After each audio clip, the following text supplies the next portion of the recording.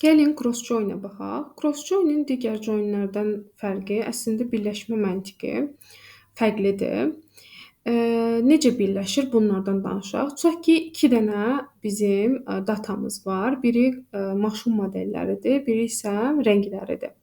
Biz cross join istifadə etdiyimiz zaman bütün modellər hərəsi tək-tək rənginə görə bölünür.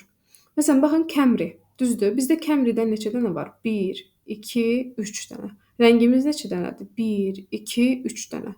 Camry-yə görə ayrı-ayrı yazıb. Camry Black, Camry Silver, Camry Red. Görürsüz? Və yaxud Corolla-ya görə Corolla Black, Corolla Red, Corolla Silver. Prius-un məsələn növünə Black, Red, Silver. Hər üçünü rənginə görə bölüb, düzdür? Yəni cross join bizdə neyniyir?